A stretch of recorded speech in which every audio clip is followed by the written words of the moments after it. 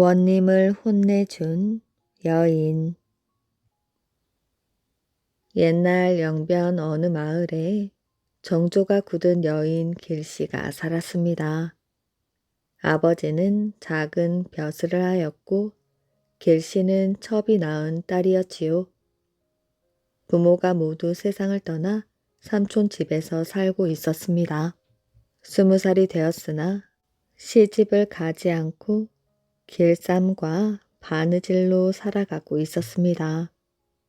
한편 경기 인천 지방에 신명이라는 선비가 살고 있었습니다.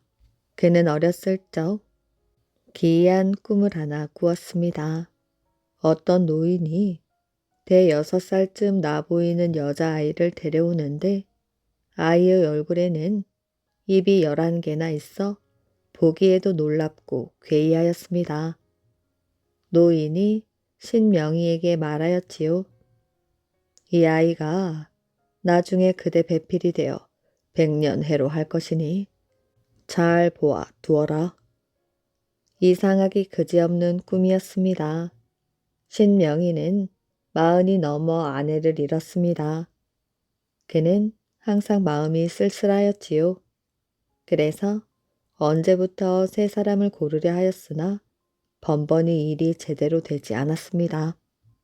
그러다가 마침 아는 친구 가운데 영변 고을원으로 나간 사람이 있어 그에게 가서 한가하게 얹혀 지내게 되었지요. 하루는 또 꿈에 옛날 그 노인이 입이 11개나 되는 그 여자를 데리고 나타났는데 이제는 이미 다 자란 처녀였습니다. 이 아이가 이제 다 자랐으니 그대에게 시집을 보내리라. 신명이는 더욱 이상하게 여겼습니다.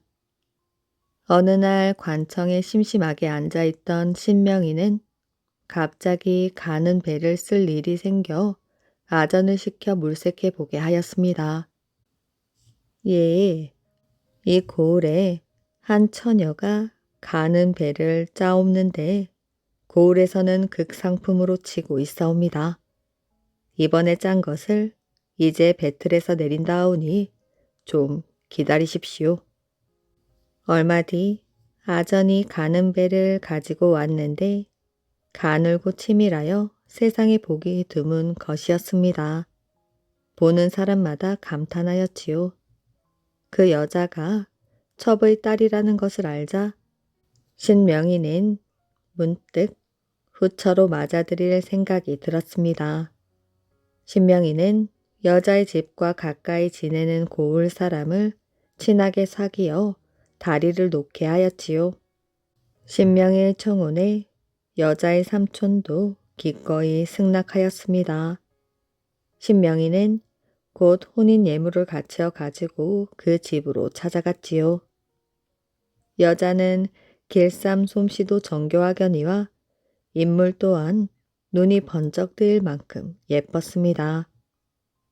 행동 거지며 인사 범절을 보아도 귀한 집안의 점잖은 규수라 신명이는 몹시 기뻐 오히려 과분하게 여겼습니다. 그제야 입이 11개란 길씨를 가리킨 것임을 깨달았지요. 10십자 아래에 한일자를 쓰고 그 아래에 입구자를 하면 길할 길자가 되니 정녕 하늘이 정해놓은 연분인 셈이었습니다. 며칠을 묵고 신명이는 이내 길씨를 맞아 가마 약속하고 고향으로 돌아왔지요. 막상 돌아와서는 일에 부대끼다 보니 이럭저럭 3년이 지나도록 약속을 지키지 못하였습니다.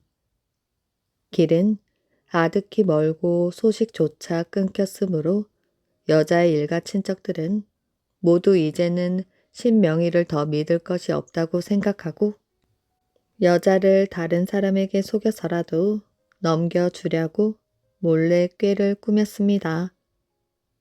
여자는 몸을 어찌나 조심히 가지는지 지게문을 열고 뜰하게 나서는 것도 반드시 외간 남자가 있는가를 살펴보고야 발을 내디디곤 하였습니다. 여자의 옆 마을에 여자의 오촌 당숙집이 있었지요. 그때 옆 마을 원은 젊은 무관으로 내심 첩을 하나 두고 싶어 고을 사람들에게 적당한 자리를 물색하고 있었습니다. 당숙은 길씨를 그의 첩으로 들이려 작정하고 관가에 드나들었지요. 계책을 빈틈없이 세운 뒤 혼인 날까지 받아놓았습니다. 그러고는 고을 원에게서 비단을 달라고 해가지고 길씨에게 보내어 혼인 날에 입을 옷을 만들라고 부탁하였지요. 당숙은 길씨를 찾아가 따듯이 안부를 묻고 나서 말하였습니다. 내 아들이 장가들 날이 멀지 않은 데다 또 신부가 입을 옷도 만들어야겠는데 집에는 바느질할 사람이 없구나. 네가 잠깐 우리 집에 와서 도와주지 않겠느냐? 제 남편이 지금 평양 감영에 내려와 있다니 그의 말을 들어보기 전에야 제가 어딜 오가겠습니까? 숙부님 댁이 비록 가깝기는 하지만 엄연히 다른 고을이니 절대로 가벼이 오갈 수 없습니다. 그럼 남편의 허락을 받아오면 되겠느냐? 그렇습니다. 당숙은 집으로 돌아가 신명희의 글씨를 본떠 가짜 편지를 써왔습니다.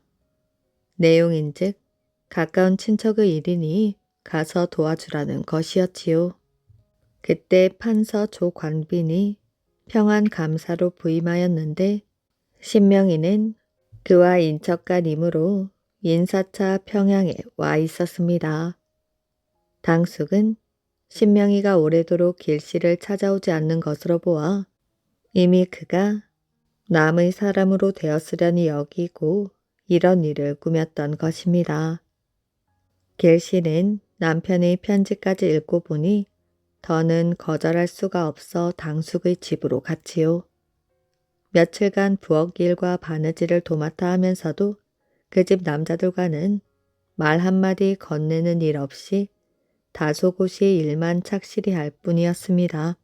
하루는 당숙이 고을 원을 맞아들여 길씨의 용모를 엿보게 하고 그의 의향을 들어볼 작정을 하였지요. 길씨는 고을 원이 온다는 말을 듣기는 하였으나 그런 꿍꿍이가 있는 줄은 꿈에도 몰랐습니다. 날이 저물어 불을 켤 때가 되자 당숙의 맏아들이 길씨에게 말을 붙였지요. 누이는 언제나 벽을 마주하고 등불에만 다가앉으니 도대체 어찌된 일이오. 며칠 동안 수고하였으니 잠깐 쉬며 나와 이야기나 합시다. 저도 귀가 있으니 걱정 말고 말씀하시오. 맏아들이 재미있다는 듯 웃으며 바짝 다가앉자 여자는 저쪽으로 몸을 돌렸습니다. 그러는 것을 이쪽으로 돌려 앉히니 여자가 성을 내며 얼굴을 획 바꾸었지요. 아무리 가까운 친척이라도 남녀 간의 구별이 뚜렷하거늘 어찌 이리 무례한 행동을 하십니까?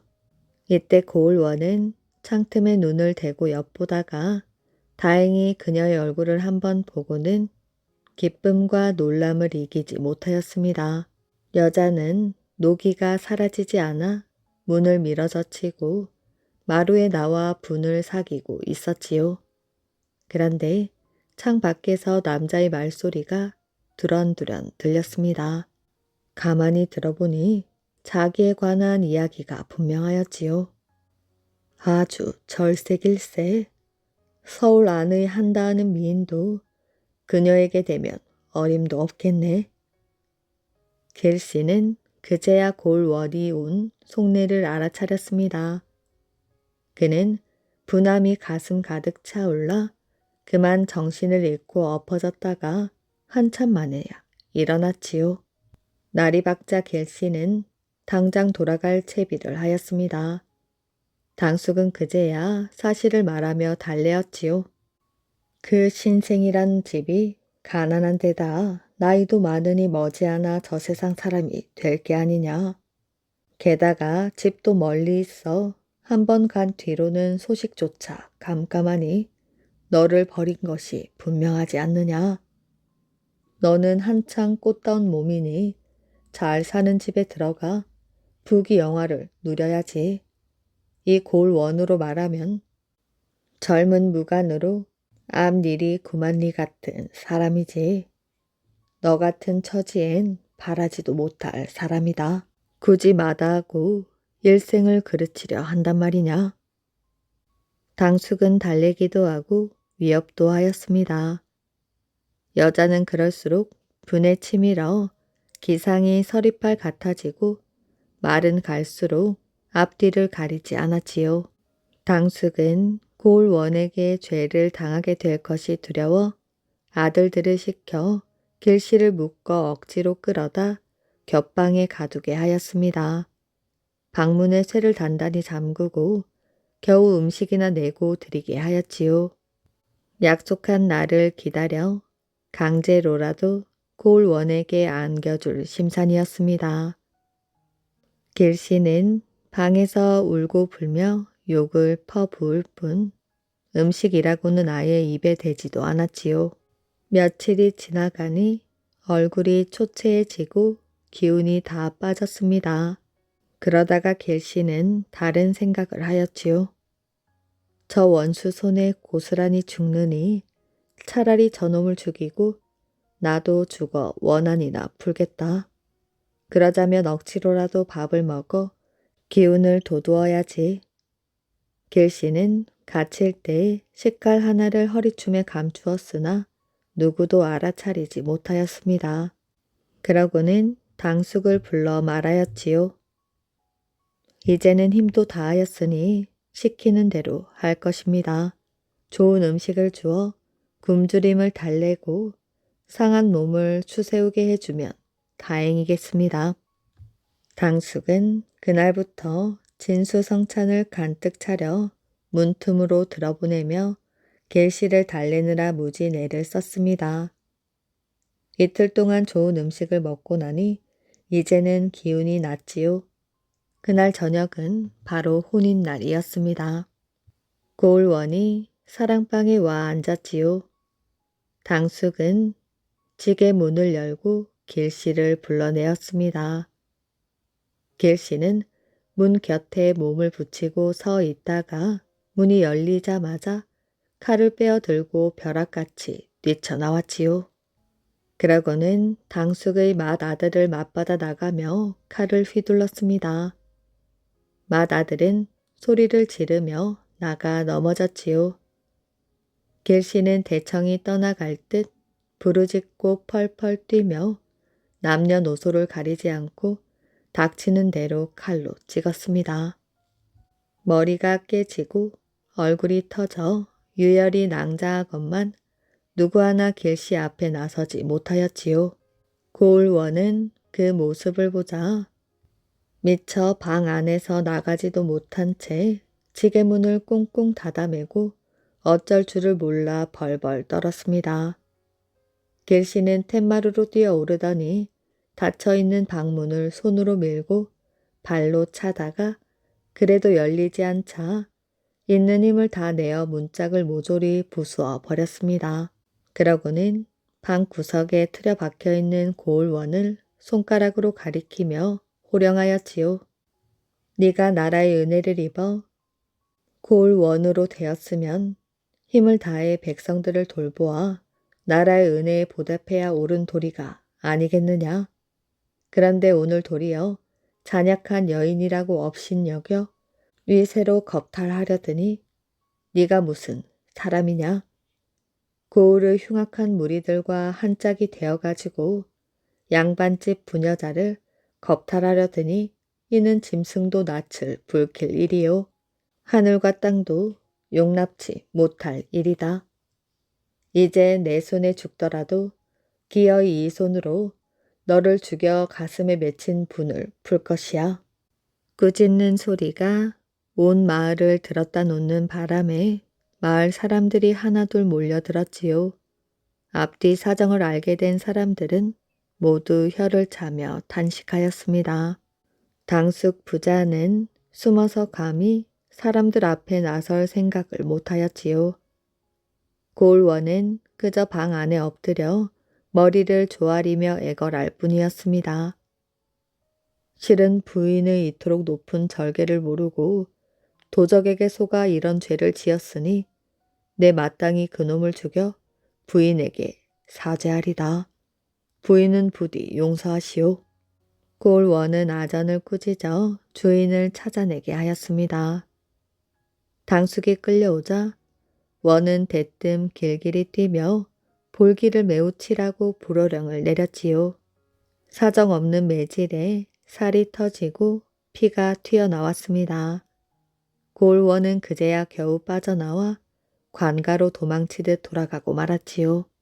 이웃 사람들이 길씨의 삼촌 집에 소식을 알려 그를 데려가게 하고 신명희에게도 사람을 띄우며 가추 사연을 일렀습니다. 신명희에게서 그 사연을 들은 감사는 노발대발하였지요.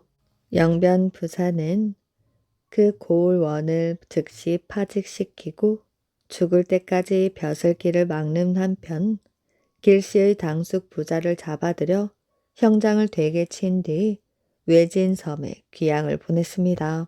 신명희는 곧 길씨와 함께 서울로 올라가 아연에서 살았는데 몇 년 뒤 인천의 옛집으로 돌아갔지요. 길씨는 집안을 잘 다스려 마침내 부유하게 되었습니다. 큰 바위로 작은 이 잡기. 옛날에 아주 힘이 센 장사가 살았습니다.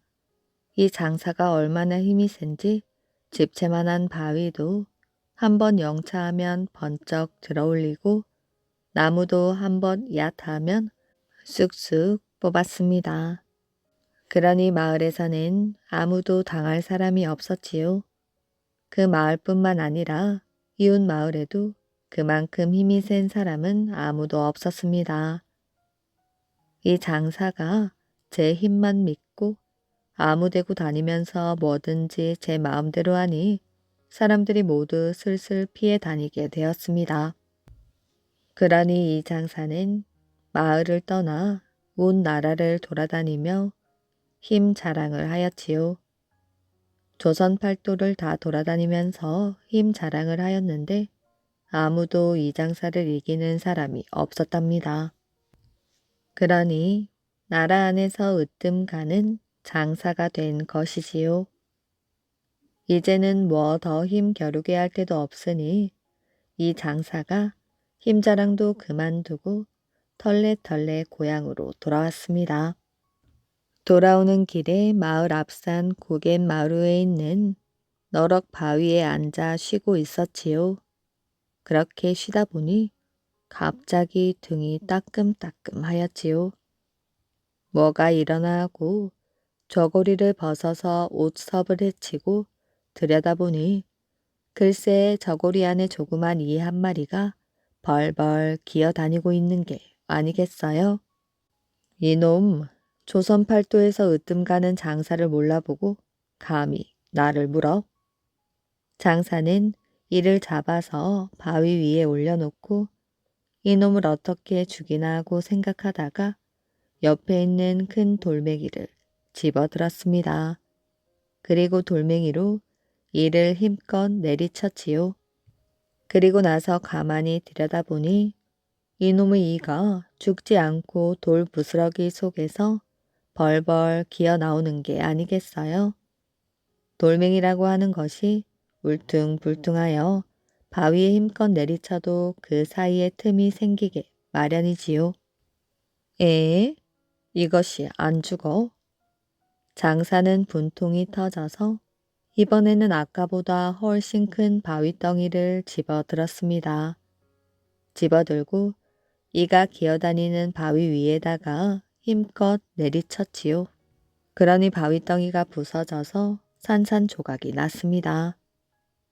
이제는 죽었겠지 하고 바위 부스러기를 헤치고 들여다보니 이란 놈은 아직도 죽지 않고 바위 부스러기 틈에서 기어다니고 있었지요.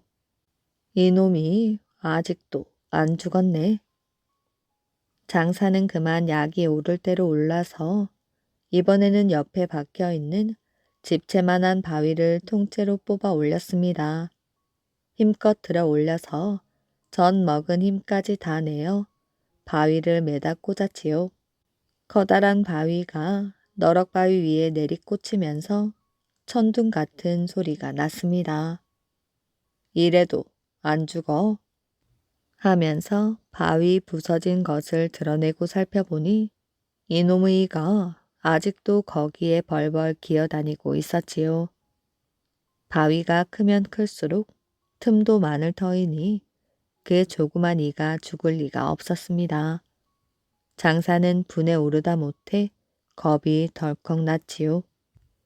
내가 조선 팔도를 돌아다니며 힘 겨루기를 하여 진 일이 없었는데 이렇게 조그만 일을 못 당하다니 이놈의 이가 나보다 힘이 세단 말인가? 그러고 있는데 웬 농사꾼이 지게를 지고 고개를 오르다가 그 모습을 보았지요. 그래서 뭐하시오? 보면 모르시오. 이를 죽이려고 이러지요. 아니, 그 조그만 이를 죽이려고 그 큰 바위를 썼단 말이오. 모르는 말씀 마시오. 이놈의 이가 얼마나 힘이 센지 저 큰 바위가 가루가 나도록 내리쳐도 죽지를 않소. 농사꾼은 그 말을 듣고 허허 웃더니 쓸데없는 짓을 하는구려. 내가 하는 걸 잘 보시오. 하고는 이를 찾아내어 손톱으로 슬쩍 눌러 죽였습니다. 그래 놓고 허허 웃으면서 고개를 넘어가 버렸지요. 힘센 장사는 그걸 보고 그만 깜짝 놀라 멍하니 서 있었습니다. 그러다가 한참 만에야 우와 저렇게 힘센 사람도 있구나. 내가 집채만한 바위로도 못 죽인 것을 손톱 하나로 슬쩍 눌러 죽이다니.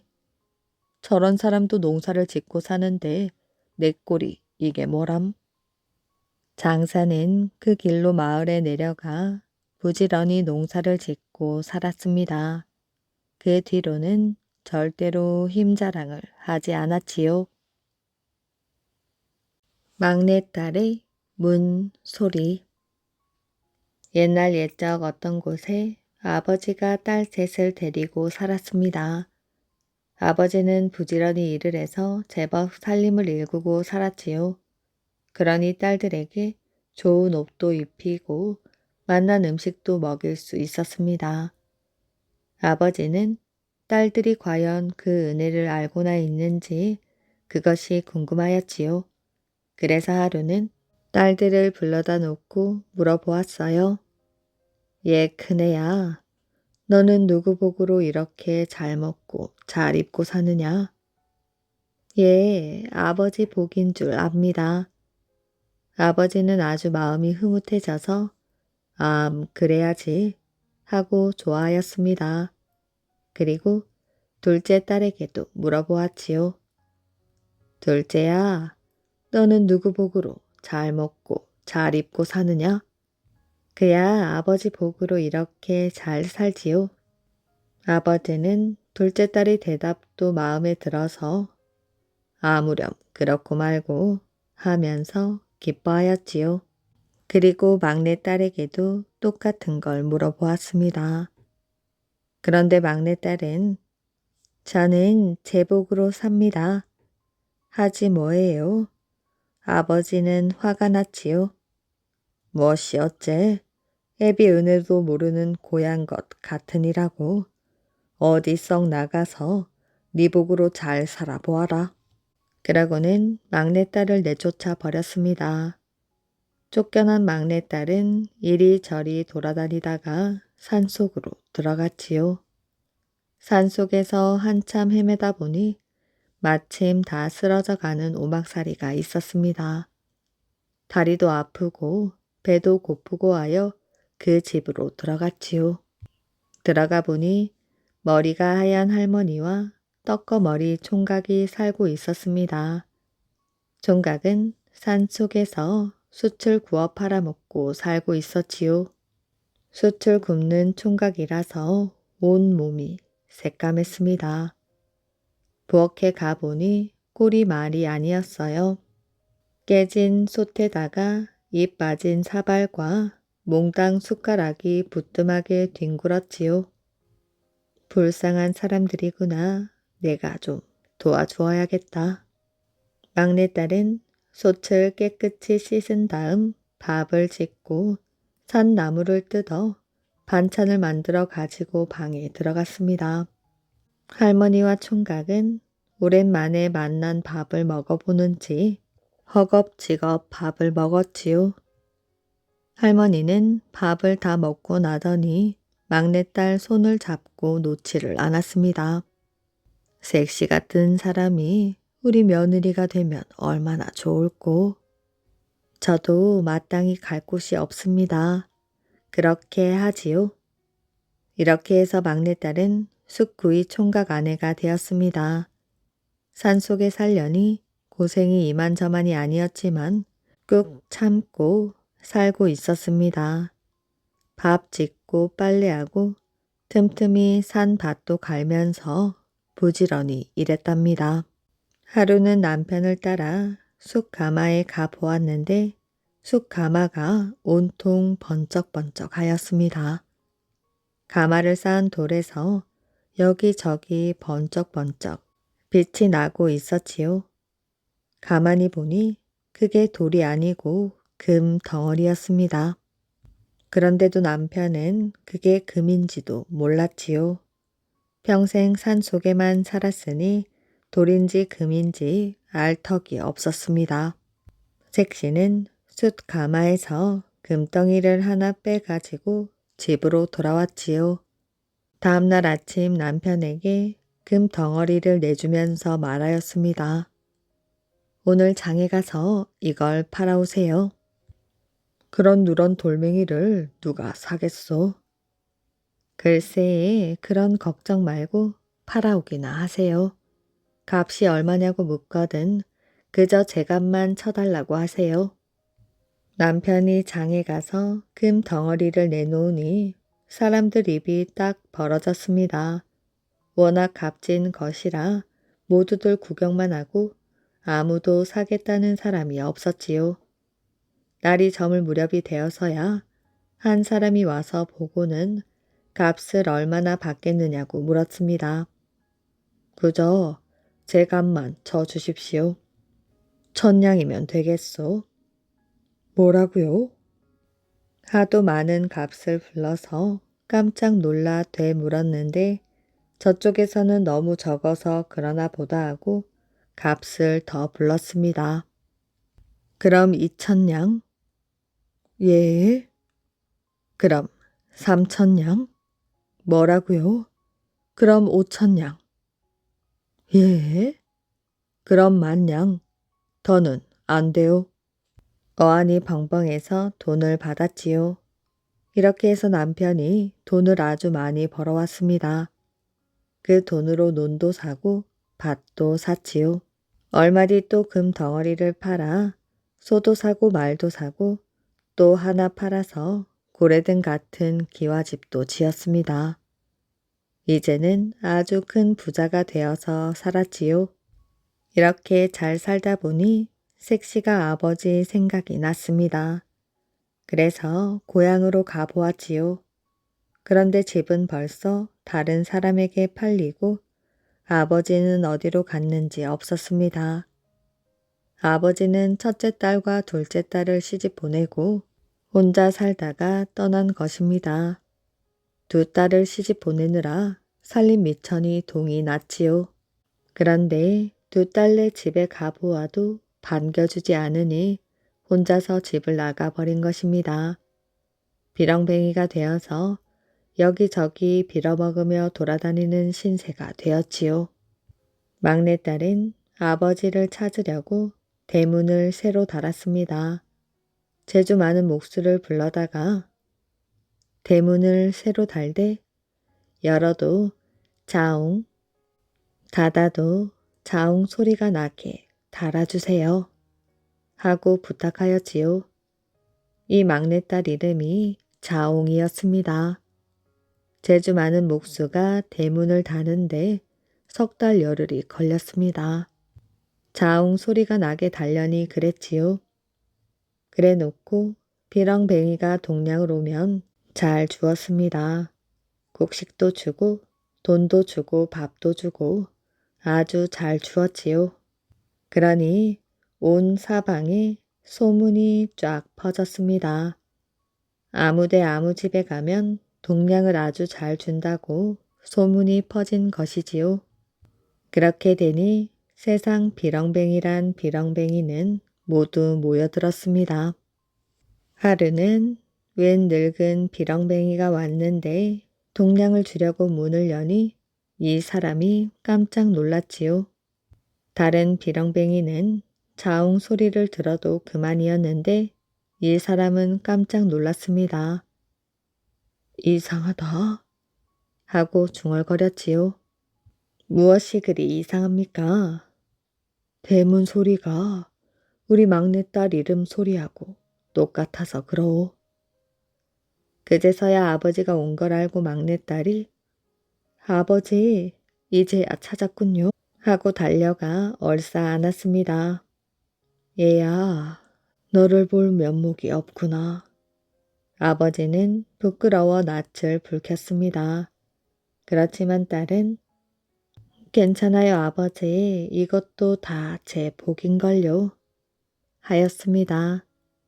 딸은 아버지를 모시고 오래오래 잘 살았다고 합니다. 마을을 지켜준 나무. 옛날 임금이 머물던 별궁 앞에 못난이라고 손가락질 받는 느티나무 한 그루가 있었습니다. 누구나 쉽게 찾을 수 있는 곳이었지만 아무도 그 느티나무 밑에서는 쉬어가지 않았지요. 닷새마다 열리는 장날이었습니다. 그날 밤 한 젊은이가 금방이라도 쓰러질 듯 걸어오더니 느티나무 아래에 풀썩 주저앉아 잠이 들었지요. 다음날 아침 푹 자고 일어난 젊은이가 막 떠나려고 하는데 어디선가 말소리가 들렸습니다. 넌 날 찾아준 첫 번째 사람이야. 동네 사람들은 나를 못난이 느티나무라고 놀려. 비쩍 마른 나무 기둥에 가지도 삐죽삐죽한 데다 이파리도 듬성듬성하여 그늘도 제대로 만들어주지 못한다고 말이야. 내 친구가 되어주지 않으련. 젊은이는 깜짝 놀라 두리번 거렸지요. 주위에는 느티나무 말고는 아무도 없었답니다. 나무가 말을 하다니 믿을 수가 없었지요. 그 나무는 말하는 느티나무였습니다. 사람들이 찾아오지 않아 아무도 몰랐을 뿐이었어요. 많이 지치고 힘들어 보이네. 이 동네에 사니. 느티나무가 계속 말을 걸었지요. 아니, 난 이 마을 사람이 아니야. 딱히 갈 곳도 없어 보이는데 여기서 나랑 같이 살지 않을래? 느티나무는 모든 것을 잘 아는 것처럼 말했습니다. 과거 시험에도 낙방하고 친구도 날 배신했어.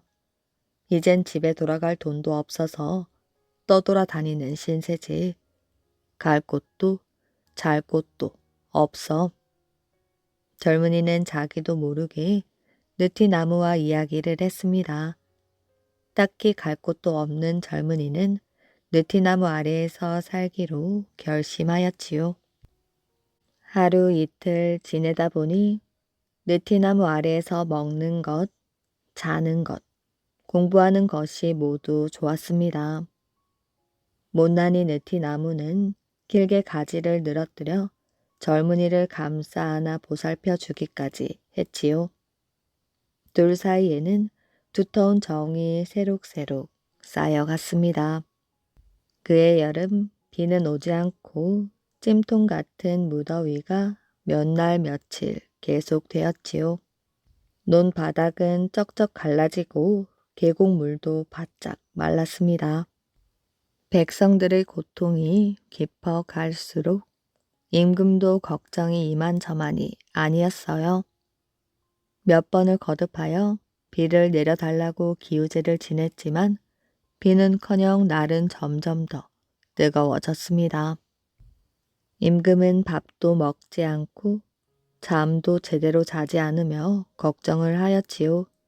그 소식을 들은 젊은이는 임금을 찾아가 간절하게 말했습니다. 임금님, 못난이 느티나무 아래에서 기우제를 지내보십시오. 젊은이는 느티나무를 믿었습니다.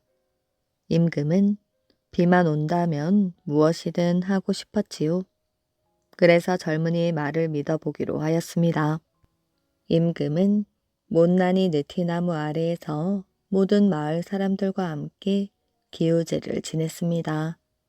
그 어느 때보다 정성을 들이고 마음을 쏟았지요. 기우제가 끝나갈 때쯤이었어요. 갑자기 먹구름이 느티나무 꼭대기로 모여들었지요. 그러더니 후두득 소리와 함께 빗방울이 떨어지기 시작했습니다. 빗줄기는 점점 굵어지고 이내 장대비가 쏟아졌지요. 마을 사람들은 너나 없이 덩실덩실 춤을 추며 기뻐했습니다. 그날 이후로 마을 사람들은 힘든 일이 생기면 못난이 느티나무를 찾았습니다. 못난이 느티나무는 몇 백 년 동안 그 자리를 지키며 마을을 지켜주었다고 합니다. 그림을 그려보낸 편집. 옛날에 어떤 영감이 살았는데 그를 몰랐습니다. 까막 눈이었지요. 그런데 이 영감이 며느리를 봤습니다. 며느리를 봐가지고 술을 빚어 먹으려고 보니 누룩이 없었지요. 예, 며느라가 사돈 댁에는 누룩이 있을까? 예, 친정에는 누룩이 있을 거예요. 그럼 사돈한테 누룩 좀 보내라고 편지를 써야겠다. 종이와 붓을 가지고 편지를 쓰는데 당최 글자를 알아야 쓸 것 아니에요. 누룩이라고 누자를 아나 룩자를 아나 도무지 한 글자도 모르니 쓸 수가 없었습니다. 붓을 들고 가만히 생각하다가 에라 모르겠다 하고 그냥 커다랗게 동그라미 하나를 그렸지요. 누룩 모양이 둥글 넓적하니 그렇게 그리는 것입니다. 그것을 사돈에게 보내었어요. 그러고 나서 며칠 있으니 사돈에게서 답장이 왔습니다. 그런데 동그라미의 작대기를 기다랗게 꿰어놓은 그림이었지요. 이쪽에서 그림 편지를 보내니 사돈도 그림으로 답장을 했나 본데 도무지 무슨 뜻인지 알 수가 없었습니다. 그래서 며느리를 불러 물어보았습니다. 예, 며느라가 사돈에게 누룩 보내라고 동그라미 하나를 그려 보냈더니 동그라미의 작대기를 기다랗게 꿰어서 도로 보냈구나. 이게 대체 무슨 뜻이냐? 며느리가 편지를 가만히 들여다보더니 친정아버지가 누룩을 보내기 싫어서 쭉 뻗대는군요. 듣고 보니 과연 그랬습니다. 이 영감이 그만 화가 나서 낯빛이 불그락 푸르락해졌지요. 당장 그 밑에다가 그림을 그리는데 왼쪽에 점 하나 찍고 오른쪽에 점을 하나 찍고 이렇게 점 두 개를 찍었지요. 그런데 점 하나는 붉은색이고 다른 하나는 푸른색이었습니다. 그렇게 점 두 개를 찍어 또 사돈에게 보내었지요. 그것을 보고 며느리가 물었습니다. 아버님, 그 점 두 개 찍은 것은 무슨 뜻이에요? 보고서도 모르니? 내 얼굴이 불그락 푸르락해졌다는 뜻 아니냐? 그래놓고 며칠 있으니 사돈이 또 답장을 보내왔어요. 얼른 뜯어보니 젓가락 하나와 소 한 마리를 그려놓았습니다. 그건 또 무슨 뜻인지 알 수가 없었어요. 또 며느리를 불러 물어보았습니다. 이번에는 사돈이 젓가락 하나에다 소 한 마리를 그려보냈구나. 이게 대체 무슨 뜻이냐? 며느리가 그림을 가만히 들여다보더니 아버님, 이제 곧 누룩이 들어오겠네요. 친정 아버지가 젖소합니다. 아니나 다를까 조금 있으니 사돈 집에서 심부름꾼이 누룩 한 짝을 짊어지고 왔습니다. 당나귀알 사시오. 어떤 고을에 진작질한 사람이 새 성주로 부임한 뒤부터 마을 사람들은 하루도 편할 날이 없었습니다. 마을 사람들은 성주에게 농사지은 곡식들을 대부분 공납으로 바쳐야만 했고 그 밖에도 요리조리 뜯어가는 판을 견뎌낼 수가 없었지요. 진작지가 성주로 온 이듬해 가을철이었습니다. 그 해에도 마을 사람들은 곡식을 공납으로 모조리 빼앗기고 겨울 동안 어떻게 살아가야 할지 모이기만 하면 걱정들을 하고 있었지요. 그러나 그 가운데 유백이라는 농민은 다른 사람과는 달리 걱정이라고는 없이 늘 웃는 낯으로 태평하게 지냈습니다. 유백은 장정 가운데에서도 누구보다 기운이 세었고 말도 잘하였고 지혜와 수단이 많았으며 밭농사 또한 잘 지었습니다. 그리고 밭농사 가운데에서도 수박과 참외 같은 작물은 그를 따라갈 사람이 없을 만큼 잘 지어서 사람들을 놀라게 했습니다. 그런데 그의 날씨가 어찌나 변덕스러웠던지 마을 농민들은 참외와 수박 농사에 하나같이 실패를 보았습니다. 유백 또한 실패를 보게 되었지요. 여름에는 참외가 열리지 않고 가을도 늦 가을에 주렁주렁 매달리기 시작했던 것입니다. 자네가 참외 농사를 잘 짓는다고 뽐내서는 안 될 것세. 하지만 유백은 조금도 걱정하는 기색 없이 태어나였답니다. 염려들 마시오. 길고 짧은 건 대봐야 알지. 이 다음에 봅시다. 이윽고 추수철이 되었어요. 그런데 유백은 참외밭에 무슨 미련이 남았는지 시들어 빠진 덩굴을 헤집으며 참외밭 고랑을 어슬렁거리고 있었습니다. 유백은 논 농사에서 실패하더라도 참외 농사에서 큰 성공을 하려고 생각했던 것이 이렇게 되고 보니 겨울 동안 먹고 살아갈 일이 아득했습니다. 유백은 이런저런 궁리에 잠겼지요. 유백은 밭에서 거두어들인 활짝 핀 목화송이로 하얀 손뭉치를 만들어 참외와 수박을 넣어둔 광으로 갔습니다. 광 안에서는 참외와 수박이 익느라고 들큰한 냄새가 은근히 풍겼지요. 유백은 둥글둥글하고 잘생긴 참외로만 수십 개를 골라내었습니다.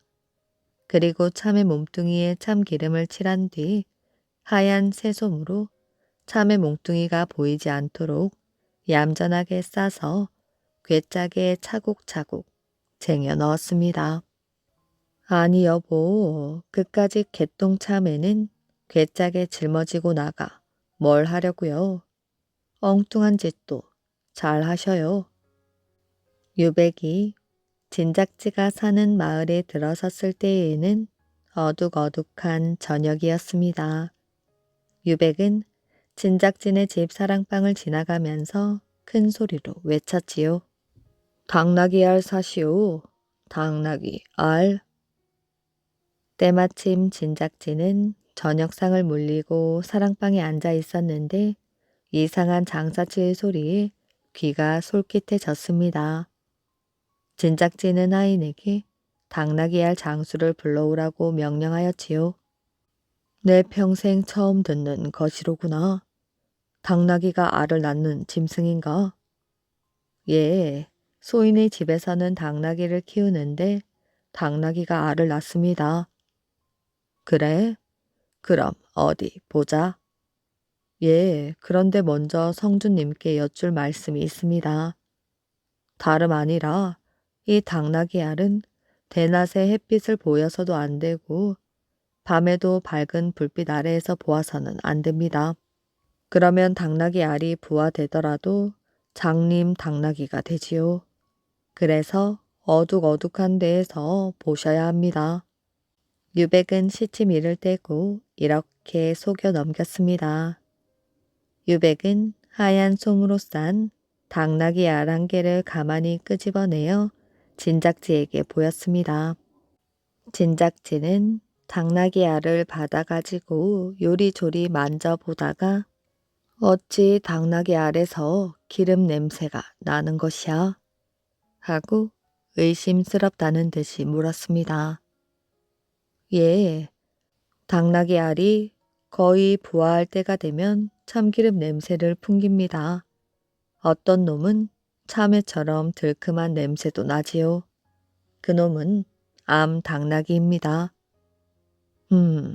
참외처럼 들큰한 냄새도 나는구나.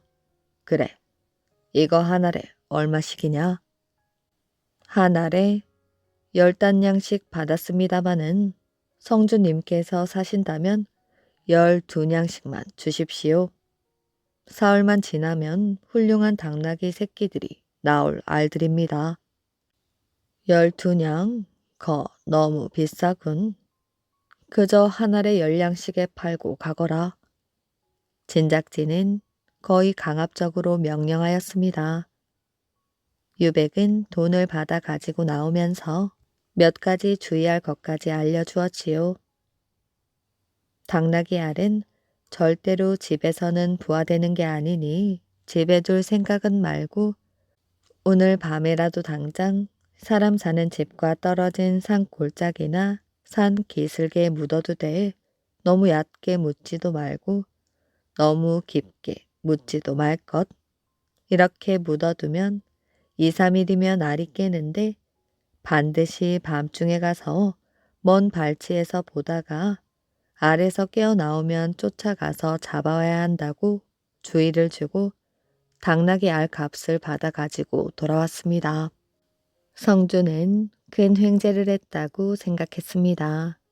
당나귀를 서울로 올려보내면 한 마리에 적어도 20냥은 문제없이 받을 것을 생각하니 흐뭇해졌지요.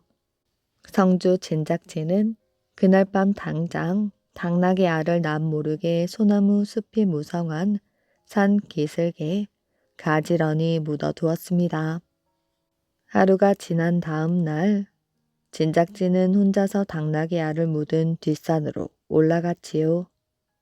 과연 당나귀 알을 묻은 자리에서 당나귀 새끼들이 우물거리며 오락가락하는 모양이 어렴풋이 보였습니다. 들큼하고 고소한 냄새를 맡은 삼 짐승들이 먹을 것이 생긴 줄 알고 모여들어 발로 헤치고 코로 막고 주둥이로 핥고하는 걸 진작지는 당나귀 알에서 깨어나온 새끼들인 줄 알았던 것이지요. 진작지는 당나귀 새끼들을 붙들고 싶은 마음에 부하들과 군노들을 깨워 당나귀 새끼를 붙들어 오라고 산으로 올려보냈습니다. 그러나 당나귀 새끼는 한 마리도 없고 짐승들은 모두 사람의 발소리에 놀라서 도망을 가버렸지요. 날이 밝은 뒤 부하 하나가 솜으로 싼 당나귀 알 하나를 가지고 와 말하였습니다. 성주님, 이거 그놈한테 크게 속았습니다. 이건 당나귀 알이 아니라 개똥 참외입니다. 내가 속았구나. 그놈을 당장 잡아들여라. 그러나 그게 그리 만만한 일이 아니었어요. 아무리 성주의 명령이지만 밤에 나타나 잠깐 동안에 팔아버리고 간 당나귀 알 장수놈이 어느 마을에 사는지 또 이름이 무엇인지도 알 수 없으니 쉽사리 잡아들일 수가 없었습니다.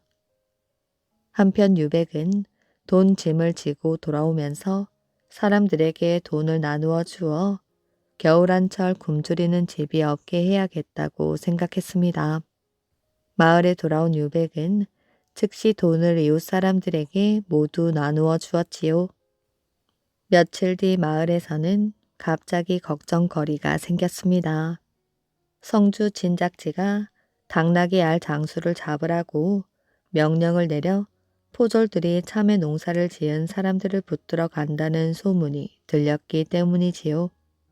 염려들 마시오. 잡혀도 나 혼자 잡혀갈 테이니 포졸들에게 잡혀가면 죽을 것이니 어디로 피하라고 마을 사람들이 말했습니다. 아니나 다를까 성주의 명령을 받은 포졸들이 방망이를 들고 마을로 들이닥쳤지요. 참외 농사를 지은 놈들은 빨리빨리 나와. 여보시오. 죄 없는 사람들에게 무슨 문초요. 내가 당나귀 알 장사를 했소. 유백은 포졸 앞으로 뛰어나갔습니다. 이윽고 유백은 포졸들에게 묶여 성 안으로 끌려가 옥에 갇혔지요. 옥 안에는 당나귀 알 장수의 혐의를 받고 여러 마을에서 잡혀온 사람들이 가득 차 있었습니다. 성주는 직접 유백을 불러다가 문초를 하였습니다. 성주님 용서해 주십시오. 성주님께서 주신 돈을 괴짝에 넣어지고 가다가 그날 밤 강을 건너면서 그만 나룻배가 뒤집혀 괴짝이 깊은 물속에 빠져버리고 말았습니다. 지금이라도 그 강에 뛰어 들어가면 고스란히 건져낼 수 있습니다. 무엇이 어째? 이 죽일 놈. 네 말은 콩으로 메주를 쓴다고 해도 이제는 믿지 못하겠다. 바른 소리가 나올 때까지 옥에 가두어 두어라. 다음날 유백은 또 성주에게 불려나갔습니다. 그래 이놈, 정말로 돈을 강에 빠뜨렸단 말이냐? 예, 어찌 옥에 갇힌 놈이 거짓말을 하겠습니까? 그럼 이놈, 그 괴짝을 건져 오겠느냐? 예, 놓아주신다면 건져 오겠습니다. 그럼 내일 당장 건져 오너라. 성주는 포졸 2사람을 붙여 따르게 하였지요. 유백은 포졸 2사람에게 술을 실컷 먹이고 돈을 준 다음 사정하기 시작했습니다. 그저 나 하나 살리는 셈치시오. 당신들에게 내가 가진 돈을 다 드릴 테니. 아니, 우리 모가지가 달아나게. 안 되지. 안 돼. 그저 한마디만 해주시면 됩니다. 강에서 괴짝을 건지려고 깊은 물에 들어가더니 끝내 나오지 않고 빠져 죽었다고 말씀하시오. 처음에는 성주님이 화를 내시겠지만 물에 빠져 죽었다는데 어쩌겠습니까? 성주님이 친히 강에 나와 강바닥에 들어가 보시겠습니까? 유백의 말에 솔깃한 포졸 하나가 그건 그렇긴 하지 하며 슬며시 유백의 간청을 들어주었습니다. 유백은 미리 준비해 두었던 돈꾸러미를 허리띠에 채워주며 그들을 달래 돌려보냈지요. 포졸들에게 유백이 물에 빠져 죽었다는 말을 들은 성주는 이맛살을 찡그리며 낭패한 표정을 짓더니 다시 포졸들을 풀어 강변을 샅샅이 살펴보게 했으나 아무런 소득이 없었습니다. 성주는 무슨 생각을 했던지 자신이 직접 포졸들을 데리고 유백이 있는 마을로 향했습니다. 그 소식을 들은 마을 사람들은 당황하였지요. 그러나 유백은 조금도 겁내는 기색이 없었습니다. 유백은 자기 집 뒤로 돌아가 대나무를 하나 베어 가지고 나왔습니다. 그러고는 그 대나무를 곱게 다듬어 퉁소를 하나 그럴듯하게 만든 다음 5세까지 비단 헝겊 조각들을 꺼내 퉁소에 곱게 발라 씌웠습니다. 그러고 나서 퉁소로 한 곡조를 불었지요. 유백의 집에서 퉁소 소리가 흘러나오자 사람들은 이상하게 생각하고 모여들었습니다. 유백은 자기 아내와 무언가 약속을 해 두었지요. 성주는 군졸들을 데리고 마을로 들어왔습니다. 성주 진작지가 성난 얼굴로 유백의 집 마당에 나타났습니다. 그리고 창과 활을 겨눈 군졸들이 좌우에 꽉 들어찼지요. 이놈 빨리 나오너라. 이때 유백은 방에 있었고 유백의 아내는 마루 끝에서 등을 밖으로 향한 채 허리를 굽히고 빨래에 풀을 먹이고 있었습니다. 아니 성주님 이게 웬일이십니까? 누추하지만 어서 이 마루로 올라오십시오. 여보 뭐라고 있어? 지금 우리 집에 성주님이 오셨는데 인사할 생각은 않고. 유백은 아내를 바라보며 못마땅한 듯이 꾸짖었으나 아내는 들은둥 만둥 그대로 서서 분주히 빨래 풀만 먹이고 있었습니다. 아니, 이 요망스러운 것이 성주님이 오셨는데 인사도 않고 그대로 서서 일만 해. 이런 것은 당장 죽여 없애야 해. 유백이 성을 왈칵 내며 발길로 아내의 앞가슴을 찼습니다. 그러자 유백의 아내는 벌떡 마당으로 나자빠지며 아이고 하고 비명을 지르면서 입에서 새빨간 피를 토하며 금방 숨이 넘어가 버렸습니다. 유백이 당황해하며 말하였지요. 아이고 아내가 정말로 죽었나 보다. 이 일을 어찌할꼬? 유백은 방으로 들어가 무엇인가 긴 보퉁이 하나를 가지고 나왔습니다. 유백을 잡으러 들이닥친 진작지와 군졸들은 갑자기 유백의 아내가 피를 토하고 목숨이 끊어지는 광경을 보자 정신들이 얼떨떨하여 우두커니 서 있기만 하였지요. 이윽고 긴 보퉁이 속에서 오색 비단으로 싼 퉁소 하나가 나왔습니다. 유백은 이 퉁소를 두 손으로 높이 들어 3번 절을 하였지요. 그러고 나서 허둥지둥 퉁소를 가지고 마당으로 내려와 죽어 나자빠진 아내의 입과 눈과 귀에 대고 한 곡조 늘어지게 불었습니다. 이윽고 피를 토하고 죽어있던 유백의 아내가 긴 숨을 후하고 내쉬며 감았던 눈을 스르르 뜨더니 슬그머니 일어나 성주에게 공손히 절을 하고는 방으로 들어갔습니다. 진작지는 놀라기도 하고 불같은 욕심이 버럭 치밀어 올랐지요. 그 퉁소는 웬 퉁소냐? 예, 저희 집에 대대로 내려오는 가보이옵니다. 가보? 그 퉁소를 나에게 내놓지 못하겠느냐? 이 퉁소는 안 됩니다. 이놈, 네가 그동안 저지른 죄를 모르겠느냐? 진작지의 말에 난처한 기색을 보이던 유백은 성주님 말씀을 어찌 거역하겠습니까? 그러나 이것은 저희 집 보물일 뿐 아니라 우리 마을의 보물도 됩니다. 마을 사람들이 이 보물 때문에 죽었다가도 얼마나 많이 되살아났는지 모릅니다. 그러니 못 주겠단 말이야.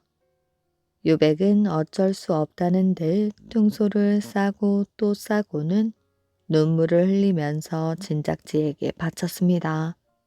진작지는 퉁소를 빼앗아 가지고 집으로 돌아왔지요. 진작지는 이날부터 어리석고 엉뚱한 생각이 불끈 솟아올랐습니다. 그것은 작은 손으로 사람을 한 놈 죽여놓고 퉁소를 불어 살려보고 싶은 생각이었습니다. 그런데 며칠이 지난 어느 날 마침 이웃 고을 성주가 자기네 고을과의 경계선 문제를 가지고 진작지와 담판을 하러 찾아왔지요. 두 성주는 서로 자기네 땅이라고 싸움이 벌어진 끝에 진작지는 자기 칼을 빼어들고 이웃 고을 성주를 찔러 그 자리에 쓰러지게 하였습니다. 진작지는 죽어 넘어진 모양을 보고 유쾌한 듯 웃더니 선뜻 자기 가슴에서 퉁소를 꺼내 들고 유백이 하던 그대로 따라하였지요. 죽은 사람의 몸에 대고 퉁소를 불기 시작하였습니다. 그런데 이상한 일이었지요.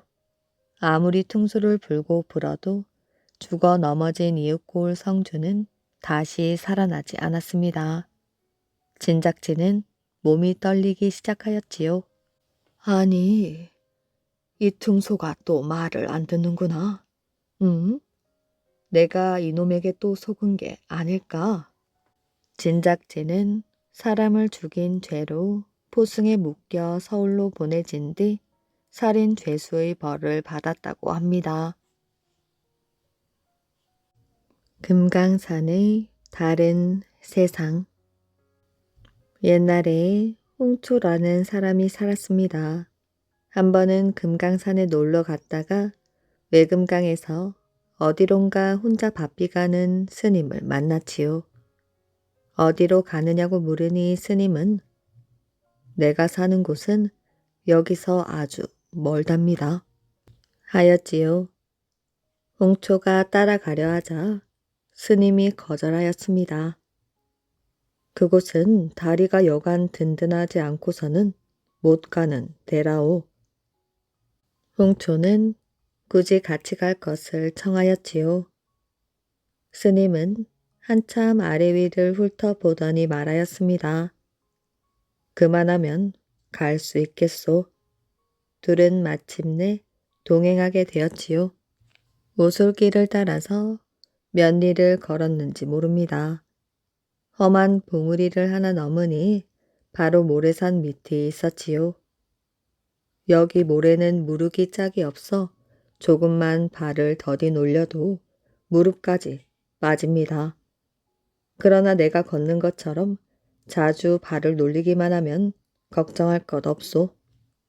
홍초가 스님을 따라 꼭대기에 이르니 산 허리를 빙 둘러 길이 나 있는데 한 곳에 이르러 길이 끊어졌습니다.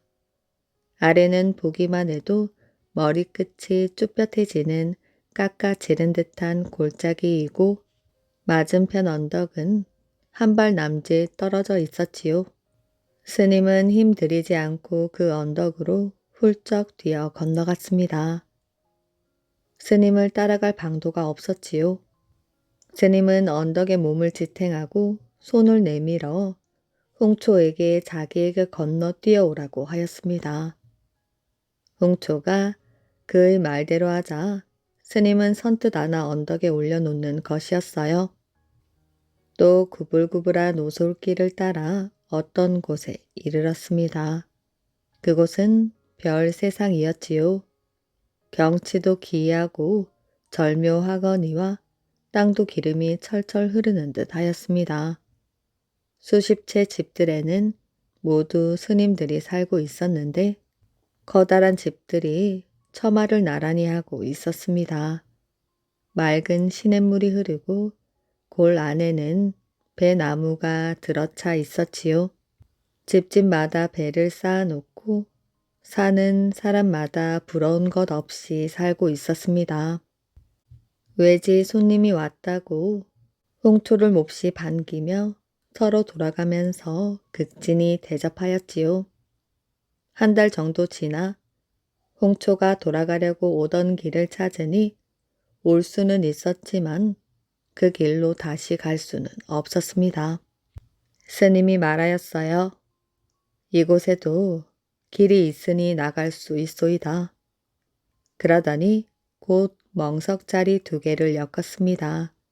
스님이 앞장서서 동굴을 벗어나 몇 리를 갔지요. 험한 봉우리 하나를 넘으니 아래는 비스듬히 가로선이 있는 너럭 바위였습니다. 그렇게 매끈하고 반반한 바위는 난생 처음 보았지요. 스님은 가지고 온 멍석을 하나 홍초에게 주고 자신도 하나를 가졌습니다. 멍석 자리를 깔고 누워 몸을 움직이자 미끄러져 내려가기 시작하였지요. 한참 만에 땅에 이르러 보니 앞에 눈처럼 흰 봉우리가 우뚝 솟아 있었습니다. 봉우리 위에는 둥그런 바위가 있고 그 위에 한 쌍의 뿔 같은 것이 마주서 있었습니다. 그곳에서 30리쯤 걸어 고성 땅으로 나왔습니다. 스님이 말하였습니다. 이 골 이름은 이화동이라고 하는데 한창 꽃필 철이면 온 골 안이 눈 온 날처럼 환하다오. 오늘의 이야기는 여기까지입니다.